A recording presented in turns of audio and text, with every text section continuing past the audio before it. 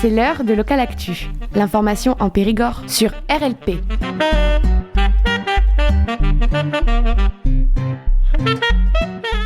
Nous vous proposons maintenant une rencontre avec Louis Borel, journaliste et cofondateur de la revue Invendable que nous avons rencontré lors du festival de journalisme à Coutures-sur-Garonne. Au début, je vous demanderai de vous présenter. Bonjour. Bonjour RLP, ici Louis Borel. Je suis le cofondateur et le co-rédacteur en chef de la revue Invendable, qui est un magazine de longs récits incarnés entre le reportage et le carnet de voyage, dans lequel on raconte tout ce qu'on n'a pas l'espace de raconter dans la presse traditionnelle. Donc on traite aussi bien des sujets des reportages à proprement parler, d'un côté, mais aussi de l'autre, des coulisses des reportages en question. Donc tout ce qui est anecdotes, perdues, les rebondissements improbables qui nous arrivent sur la route, mais aussi et surtout les questionnements face au sujet et face à la profession. Un moyen donc, en fin de compte, de renouer avec les lecteurs et de les faire mieux s'identifier à la situation de journaliste. Vous êtes journaliste de formation. Je suis journaliste de formation, pigiste, c'est-à-dire indépendant.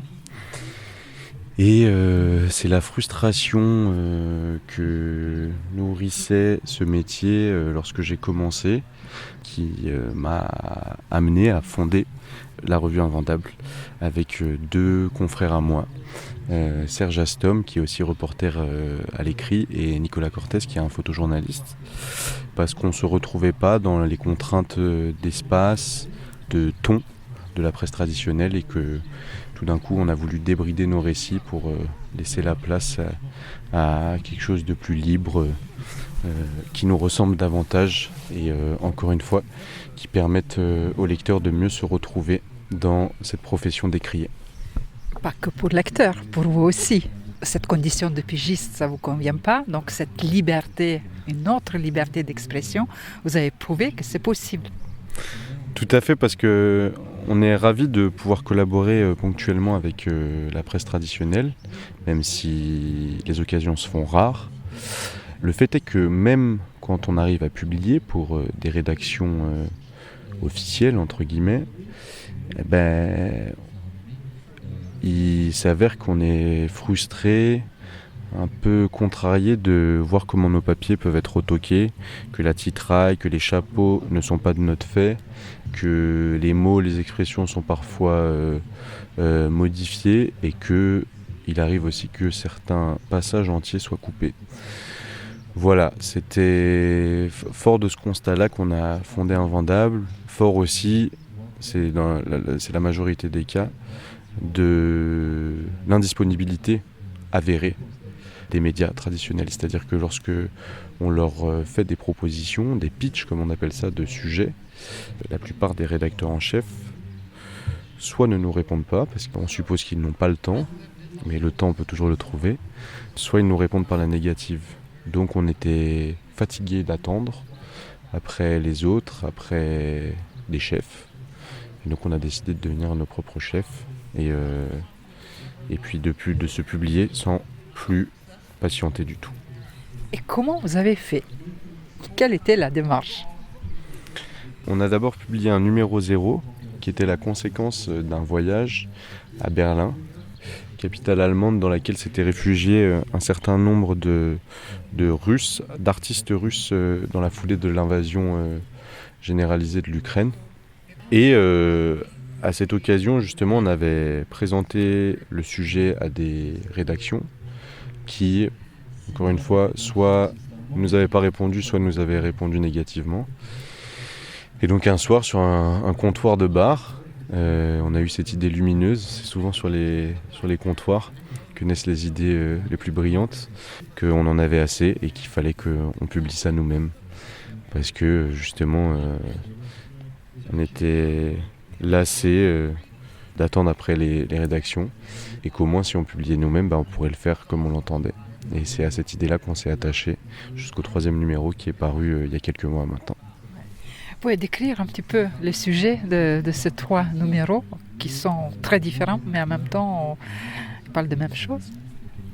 Alors le premier numéro d'Invendable portait sur les États-Unis d'Amérique, pays dans lequel on s'est rendu avec les 2 autres cofondateurs à 1 an de la présidentielle pour prendre le pouls dans une partie très peu couverte de ces contrées, à savoir le cœur des États-Unis, donc cœur très rouge, saignant, acquis aux conservateurs, et donc loin des côtes, la Californie d'un côté et la diagonale qui lie le Boston à Washington de l'autre, parce que ces zones, on considérait qu'elles étaient déjà largement assez couvertes par les médias traditionnels.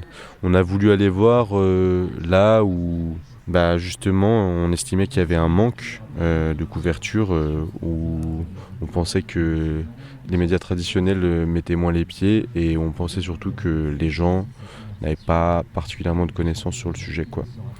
Et voilà, on n'a évidemment pas été déçus. Le 2e numéro portait sur la Russie en guerre, dans laquelle s'est rendu mon acolyte Serge Astom, tout seul, le long de 25 000 km, de la Crimée annexée jusqu'à Vladivostok sur la mer du Japon, en contournant les capitales Moscou et Saint-Pétersbourg, dans un premier temps, pour ausculter, explorer cette confédération de nations travaillées, touchées par la guerre, alors même qu'elle n'est pas atteinte sur son sol, ce qui est une situation quelque peu paradoxale, en tout cas assez singulière et rare.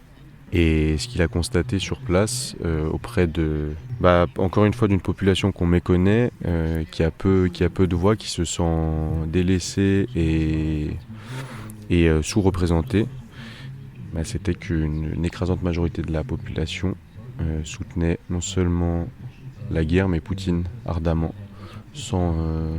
avec peu de concessions, mais avec toutes les nuances que ça implique dans le discours, et qu'il n'était pas brainwashé comme on nous laisse le penser en Occident, entre guillemets, mais tout à fait conscient, avec leur libre arbitre et prêt à raisonner, à expliquer leur position, à l'argumenter.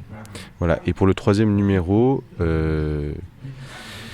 on s'est rendu dans nos contrées après le bloc de l'Ouest, le bloc de l'Est. On a estimé qu'il fallait revenir à nous-mêmes et à notre pays, donc la France, partir à l'aventure aussi dans des coins qu'on pourrait dire isolés, en quelque sorte, pour interroger les notions d'identité française et de rapport aux médias. L'identité française qui est un thème qui a été monopolisé et dévoyé par une grande partie de la droite avec l'extrême droite comme quelque chose de monolithique, d'immuable. Voilà, notre idée c'était de parcourir le pays pour montrer que c'est une réalité qui est encore vivante et mouvante, l'identité française, et qui n'est pas du tout arrêtée, et que les territoires sont très riches de cette diversité justement. Et le 2e thème, le rapport aux médias, qui recoupe le premier puisque une grande partie de la population construit son identité via son rapport aux médias.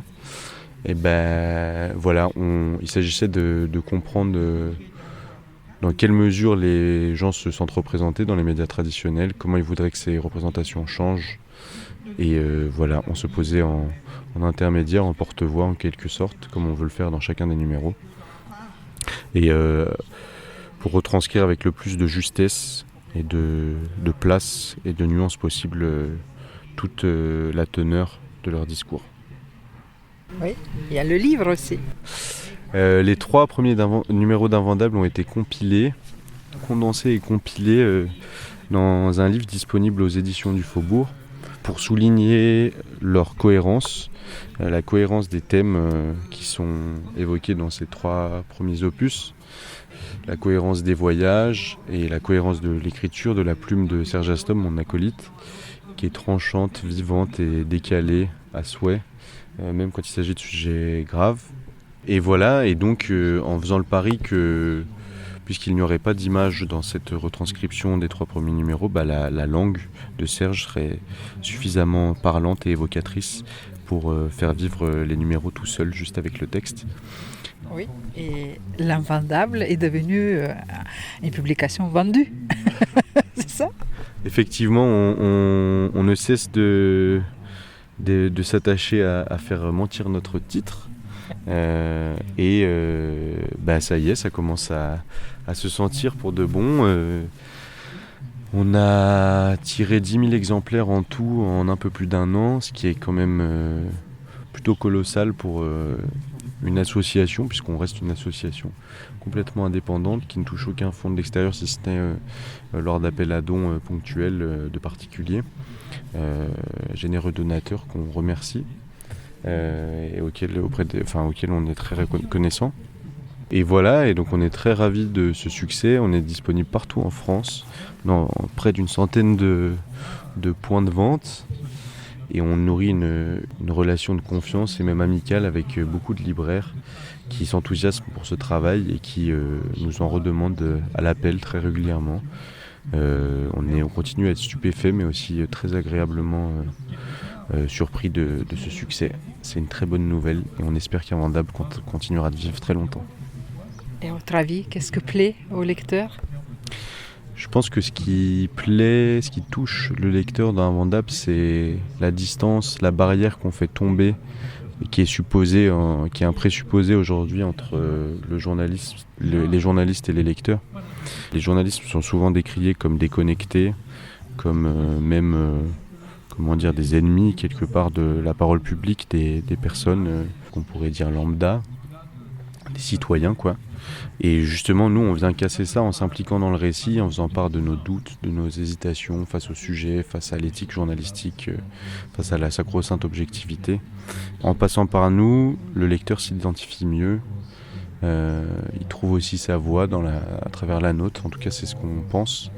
Et en passant par nous, c'est une manière de mieux accéder au sujet. Quelque part, on se place comme vraiment des intermédiaires au service du récit, au service de ce dont il est question dans chacun des numéros, et donc de réelles thématiques qui ont un impact assuré aujourd'hui. Voilà. Et je pense que l'autre chose qui plaît, qui peut séduire, c'est la diversité des thèmes qui sont évoqués, mais aussi justement le fait qu'on parle avec tout le monde, qu'on fasse se rejoindre, qu'on bâtisse des ponts entre des communautés qui coexistent mais ne cohabitent pas forcément, en tout cas mal, et qui ne s'entendent pas forcément au premier abord, mais qui ont beaucoup plus en commun que ce qu'on pourrait croire.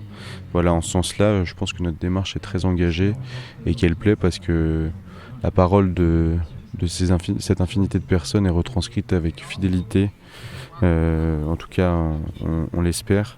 Et surtout avec de l'espace et donc encore une fois avec beaucoup de nuances, et voir que des discours peuvent avoir autant d'épaisseur qu'un extrémiste de droite peut être aussi touchant et qu'on peut compatir avec son propos, voilà, c'est ce qui permet de toucher nos humanités et d'en ressortir grandi, un tant soit peu, on espère en tout cas. Oui. Et ça va continuer, le futur de l'Invendable ? On considère que les 3 premiers numéros d'Invendable ont constitué une première saison, puisque c'est nous qui avons porté tout ce projet à bout de bras pendant 1 an et demi. De l'enquête et du terrain jusqu'à la distribution, en passant par l'édition, la communication, la diffusion, et j'en passe. Et maintenant, on ouvre les colonnes pour la deuxième saison, une saison comprenant donc 3 numéros. La deuxième saison, à partir du numéro 4, on ouvre les colonnes à d'autres plumes que les nôtres, pour faire circuler les points de vue sur le monde, sur la profession, pour éviter la monotonie et la lassitude du lecteur, et la nôtre aussi. Et surtout éviter qu'on finisse en burn-out, qu'on finisse complètement épuisé par cette entreprise qui est une entreprise d'envergure quand même. Et puis voilà, on estime que c'est précieux vraiment de donner la parole à d'autres confrères et consoeurs. En attendant, on va rester en étroite collaboration avec eux, assurer une fonction qui est plus de l'ordre de la maison d'édition ou tout simplement de la rédaction en chef, pour s'assurer que l'esprit d'Invendable est maintenu et préservé, tout en laissant la latitude, la marge aux auteurs de s'épanouir et de présenter leurs pattes à travers cet objet dont il faut à tout prix qu'ils soient fiers à la fin et qu'ils pourront présenter comme quelque chose de valorisable, de valorisant. Voilà. Et vous personnellement, vous continuerez à écrire ? Bien sûr, mais plutôt de mon côté, du coup, pour de la presse traditionnelle. Encore une fois, je répète qu'on est content de collaborer avec la presse traditionnelle, même si c'est à de rares occasions et qu'on aimerait que ce soit plus fréquent. Voilà, c'est aussi une chance Et on n'est pas du tout, c'est pas du tout une proposition antinomique, invendable. C'est pas du tout une proposition d'opposition, c'est une proposition de complément, tout simplement. Faire exister un autre type de récit, plus long, plus personnel, et qui, on l'espère encore une fois, touche le lecteur en son fort intérieur. Peut-être un petit mot seulement sur les conditions de pigiste aujourd'hui, parce que souvent les jeunes, quand ils sortent des écoles, ils sont confrontés à ça, et la réalité est parfois dure. La condition de pigiste, c'est une condition qui est délétère, pour ne pas dire catastrophique aujourd'hui, et invendable, c'était aussi un cri du cœur pour évoquer ces conditions de travail déplorables, puisque donc il faut lutter incessamment pour pouvoir être publié. C'est un métier, un milieu qui est saturé et qui ne laisse pas la place à de jeunes auteurs pour s'épanouir, pour faire valoir leur fraîcheur, la fraîcheur de leur point de vue, de leurs idées. Et donc voilà, même quand on arrive à être publié, les rares fois on arrive à être publié, c'est pour une bouchée de pain, une misère vraiment, c'est une forme d'esclavage dans le journalisme. C'est un mot un peu fort, mais que j'utilise sciemment, parce que en fait on déboursera toujours plus pour produire le reportage que ce qu'on gagnera à la fin, ce qui est un peu ridicule quand même. Mais on le fait parce que c'est un métier passion, c'est comme ça qu'on le définit, et qu'on serait payé, semble-t-il, en visibilité, ce qu'on attend toujours de voir, mais voilà, et donc c'est pour cette raison qu'on a tenté d'imposer Invendable, qu'on a créé Invendable en tout cas comme un recours, une alternative. Voilà, il n'empêche que certains n'ont peut-être pas le luxe, le privilège de pouvoir accorder autant de temps à une revue qui n'est pas rémunératrice, à un projet qui n'est pas rémunérateur. Et on comprend, je tiens à dire qu'on comprend et qu'on compatit avec tous les confrères et les consoeurs qui se retrouvent obligés à un moment donné, contraints en tout cas de collaborer avec des publications, des titres dont ils ne partagent pas forcément les valeurs ou qui ne les intéressent pas plus que ça. Voilà, et c'est vraiment une option qu'on a le privilège d'éviter avec mon acolyte. Et voilà, mais aujourd'hui on aimerait faire valoir d'autres voix, les nôtres en premier lieu, et maintenant passer la main dans les colonnes d'Invendable, et toutes les contributions, quelles qu'elles soient, sont les bienvenues. Merci beaucoup. Merci et à bientôt. Merci d'avoir écouté cette rencontre qui a eu lieu le 11 juillet 2025 pendant le Festival international de journalisme à Couture-sur-Garonne, un festival parrainé par le groupe Le Monde.